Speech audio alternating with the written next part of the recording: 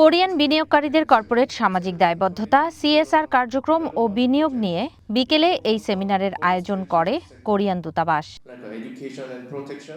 এতে রাষ্ট্রদূত park young বলেন, সামাজিক দায়বদ্ধতায় কোরিয়ান কোম্পানিগুলো প্রতিশ্রুতিবদ্ধ। এ সময় তিনি বলেন, বাংলাদেশে বিনিয়োগের আরও সুযোগ রয়েছে, তবে এই ক্ষেত্রে ভিসা প্রক্রিয়া দ্রুত করার পাশাপাশি শুল্ক কমানোর পরামর্শ তার। কোরিয়া বাংলাদেশের দীর্ঘদিনের উন্নয়ন সহযোগী। চট্টগ্রামের কোরিয়ান ইপিজেডে ৭০,০০০-এর বেশি কর্মসংস্থান সৃষ্টি হয়েছে। বাংলাদেশের বিনিয়োগের আরও সুযোগ রয়েছে। এজন্য দ্রুত ভিসা কার্যক্রম, কাস্টমস সহজ করা এবং ট্যারিফ কমালে আরও বিনিয়োগ বাড়বে বলে আমি মনে করি। রপ্তানি বাণিজ্যের ক্ষেত্রে বাংলাদেশে চামড়া, আইসিটি এবং ওষুধ খাতের বড় সম্ভাবনার কথা উল্লেখ করেন পার্ক ইয়ং। অবকাঠামো উন্নয়নে আরও সহযোগিতা করতে আগ্রহী কোরিয়া। দেশটির কোম্পানিগুলোর বিনিয়োগে বাংলাদেশের রপ্তানি খাত এগিয়ে গেছে বহুদূর।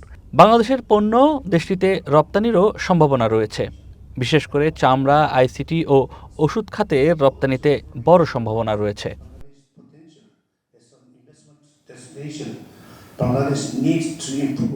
গত 5 দশকে কোরিয়া ও বাংলাদেশ বাণিজ্য, বিনিয়োগ, উন্নয়ন সহ বিভিন্ন ক্ষেত্রে সহযোগিতার কথা তুলে ধরেন এই রাষ্ট্রদূত। Oxfam was one of only 3 organizations honored as a friend of Bangladesh Liberation War.